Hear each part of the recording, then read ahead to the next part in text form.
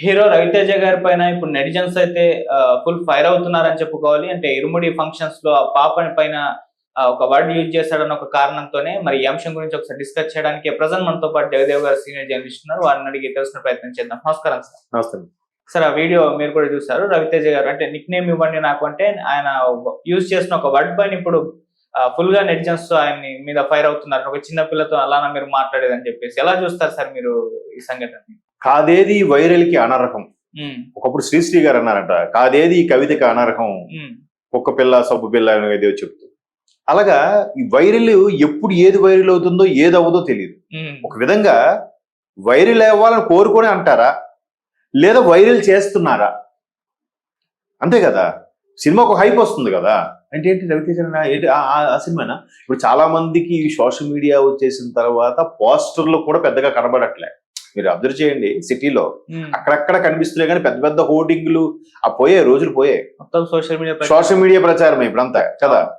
So బహుశా ఆ design చేసేవారు, పబ్లిసిటీ డిజైన్ చేసేవాళ్ళు అలా చేస్తున్నారా, లేదంటే ఈ పని పాట లేకుండా సోషల్ మీడియాలో హల్చల్ చేసేవాళ్ళు ఉంటారు కదా, వాళ్ళు అలా చేస్తున్నారా అర్థం కావట్లేదు. నిన్న ఓపెన్ గా చెప్పాలంటే రవితేజ గారికి అమ్మాయి బేబీ దీక్ష నక్షత్ర మనమ్మ అని పిలుస్తుంటారు, మణికంఠ సినిమాలో అమ్మాయి పేరు. ఆ నక్షత్ర అనే అమ్మాయి నాకు ఒకవేళ పెట్టనేం పెట్టాలనుకుంటే ఏం పెడతారు, ముద్దు పేరు ఏంటని అడిగితే రవితేజ ముదురు, సారీ టు సే, అంటే ఇది సారీ చెప్పాల్సిన అవసరం లేదు. ఇది తప్పదం ఏముంది? ఎందుకు తప్పదం కాదు అంటున్నానంటే, నువ్వు నాకు నచ్చే సినిమా చూసారుగా. అందులో వెంకటేష్ ఒక గుడి దగ్గరికి వెళ్తే రాజతి అగర్వాల్తో పాటు వెళ్ళి ఆ గుడిలో ఒక అమ్మాయికి సైట్ కొడతా ఉంటాడు. కొడుతుంటే ఆ అమ్మాయి కూడా ఇలా చూస్తే ఈ ఆర్తి అగర్వాల్ వచ్చి ఏయ్ పోవే అని చెప్పి దాన్ని పంపించి, ఏంటి నువ్వులు గుడిలో ఎలా పని చేస్తావా అని చెప్పి తిడుతుంది. అయితే నీకు అర్థమైపోయిందా బుజ్జిముండ, దానికే అర్థం కాలే అని అంటాడు. అక్కడ ఏమన్నాడు? బుజ్జిముండ. మరి అక్కడ కూడా ఆ పదం ఉందిగా, బుజ్జిముండ అని. అలా ఆ సెన్స్ లో ముదురు మాట్లాడుతుంది. మనం ఏమంటాం, బా ముసలిదారురా, ఇది ముసలిదారిలో మాట్లాడుతాం, ముదురు టెంకిరా, ఎట్లా మాట్లాడతాం. ఆయన ఆ సెన్స్ లో ముదురు ముందా అన్నాడు. దానికి ఓ ఏంటి పదం అంతగా మాట్లాడేశాడు, ఎంత పెద్ద బాబు, చిన్న పిల్ల పట్టుకుని అంత మాట అనేసాడు. కూతురులా చూసుకున్నాడు. సాకే అంటే షూటింగ్ అన్ని రోజులు కూడా ఆ బాండింగ్ ఉంటది కదా, బిడ్డలాగా. నాన్న అని పిలుస్తాడు, మనమ్మ అని పిలుస్తాడు, ఇది ఉంటుంది కదా. ఇంచుమించు ఒక 60 రోజులు 70 రోజులు చేస్తారు. కూతురు లాంటి దాన్ని ఇంకా అంతకన్నా ఏం ముద్దు చేస్తే మామూలుగా, అంటే దాని ఐక్యూ లెవెల్స్, తన షార్ప్నెస్, ఆ సినిమాకి సెంటర్ ఆఫ్ అట్రాక్షన్ అమ్మాయి కదా. అవును, అమ్మాయికి చుట్టే కథ తిరుగుతుంది. సేమ్ బేటీ బచావో టైప్ లోనే తను ఏం చెప్తాడు ఆ ట్రైలర్ లో కూడా, నాన్న మనమ్మ నువ్వు చూసినట్టుగా, విన్నట్టుగా, జరిగినట్టుగా ఏం చేయాలి, నాన్నతో చెప్పాలి అని చెప్తాడా. అంటే అంత బాగా తండ్రి కూతురు స్టోరీ అది. సో అలాంటి ర్యాపో మెయింటైన్ చేస్తూ కూతురులాగా ప్రేమగా చూసుకుంటాడు. దాని అది షూటింగ్ గ్యాప్ లో మాట్లాడుతున్న చూసి, బా ఈ పిల్లకి ఏంటని తెలియదు, జంజీలు ఎలా ఉన్నాయి, ఇప్పుడు అమ్మాయి జన్న ఆల్ఫా ఏదో ఏంటది కదా. సో అలాంటి సందర్భాల్లో ఆ అన్న మాటని వీళ్ళు ట్రోల్స్ చేస్తున్నారు. ఒక విధంగా పబ్లిసిటీ స్టంటా, లేదంటే పని పాటలు చేసిందా అంటే మనం జస్టిఫై చేయలేం. అందులో అయితే పెద్ద తప్పు పదం లేదు. ఇప్పుడు గతంలో శివాజీ గారు ఏమన్నారు, అమ్మాయి అంటే పద్ధతిగా ఉండాలి, సున్నితంగా ఉండాలి, ఇలా ఉంటారు, ఇలా ఉంటేనే. చాలా మంది చెప్తాం కదా డైలాగులు. ఇప్పుడు జనరల్ గా అదే సినిమాలో రాజేంద్ర ప్రసాద్ అంటారు, అది చాలా వైల్డ్ గా ఉన్నారా, పువ్వుల్ని అమ్మాయిని చూపించారంటే అమ్మాయిల్ని పువ్వులతో పోల్చారు ఇక్కడ. పువ్వులు అంత సున్నితంగా, శుద్ధిమెత్తంగా, చందంగా ఉంటారని కదా. ఆ సెన్స్ లో శివాజీ గారు ఏమన్నారు, అమ్మాయి అంటే అలాగే ఉండాలి, 16 అనాల తెలుగు అమ్మాయిలాగా ఉండాలి, 16 అనాల ఆడపడుచులాగా ఉండాలి అని ఏదో సెన్స్ లో చెప్తూ ఒక్క పదం వాడాడు. ఏదో సరుకులో ఏదో సంథింగ్ అలాంటి పదం.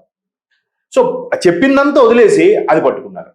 సరే ఊరుకున్నారా, తగుదునమ్మా అంటూ ఈవిడ అనసూయ గారు ఎంటర్ అయ్యారు. అది చిరిగి గాలివారి. ఆ వెంటనే అప్పటి నుంచి ఆయన మైకు, నాకు వద్దమ్మా మైకు, నాకు ఇవ్వకండి, నేనేం మాట్లాడే కాంట్రవర్సీ అయిపోతున్నాను అక్కడ. అంటే చెప్తున్నాను, ఇప్పుడు సెన్సార్ కూడా ఎలా అయిపోయిందంటే, మీకు గుర్తుందో లేదో, ఒకప్పుడు దోల, దొబ్బై ఇలాంటి పదాలు సెన్సార్ కట్ కదా. ఇప్పుడు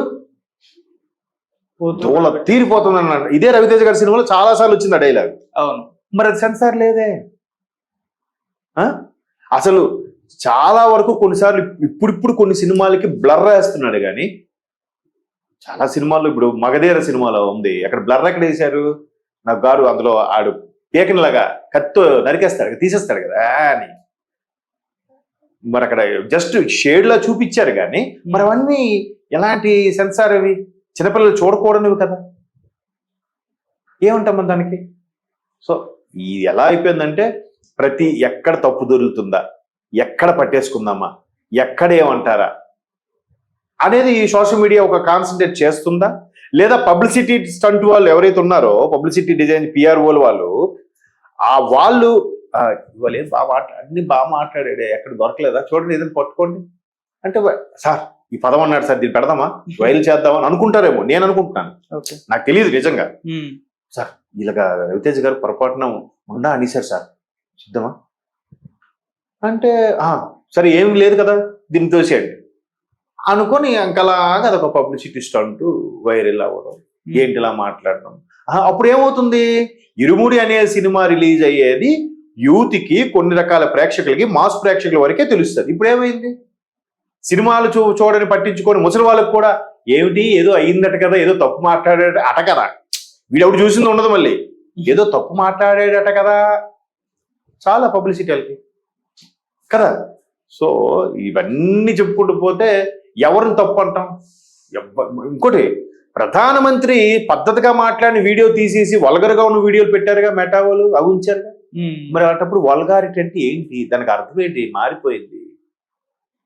మరి అలా అనుకుంటే ఆంధ్రప్రదేశ్లో గత 5 ఏళ్లలో 19 నుంచి 23 మధ్యలో మాజీ మంత్రులందరూ ఎంత పద్ధతిగా మాట్లాడారో చూసాంగా, చాలా పద్ధతిగా.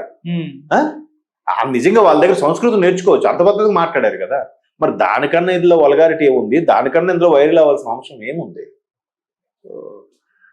అదొక, నేనైతే పబ్లిసిటీ స్టంట్ అనుకుంటున్నాను తప్ప అది మరీ గుచ్చి గుచ్చి చూసి బోతంలో పెట్టి చూసే అంత వల్గారిటీ అయితే కాదని నా అభిప్రాయం. అజయ్ ఘోష్ గారు కూడా స్టేజ్ మీద ఒక వర్డ్ యూజ్ చేయండి, ఆయనకి వాళ్ళ ఊర్లో ఆ భాషకి, ఆయన ఒంగోలు దగ్గర, ఒంగోలు ఏదో కదా, సర్వసాధారణం అది. ఓకే, పోయి రా డాష్ రా అంటారు, వాళ్ళకి అది ఏం కాదురా, షాప్ పోయి డాష్ రా అమ్మ, డాష్ నేను అనొచ్చు అనకూడదు మళ్ళీ తెలియదు కానీ అంటే అలా, అది సాధారణ పదం అది. ఓకే, చెప్తున్నాను కదా. ఇప్పుడు తెలంగాణలో కూడా చాలా మంది నీ క్యాజువల్ గా మాట్లాడతారు. అవునవును. అదే ఆంధ్రాలో కూడా నీ అబ్బా అనేదో అంటారు అక్కడ. ఇక్కడ అమ్మకి, ఇక్కడ ముందు అమ్మ ముందు నీ పెట్టి, సర్వసాధారణ వాడుక భాషలు. అయితే స్టేజ్ మీద గౌరవము, సభా మర్యాద లేవండి. ఇప్పుడు సభా మర్యాద గురించి ఆలోచించొద్దు. అది అసలు మర్యాద అంటే ఏంటి సార్ అనే రోజులు వస్తే చూడండి. అంతే. Right sir, thank you so much. Thank you.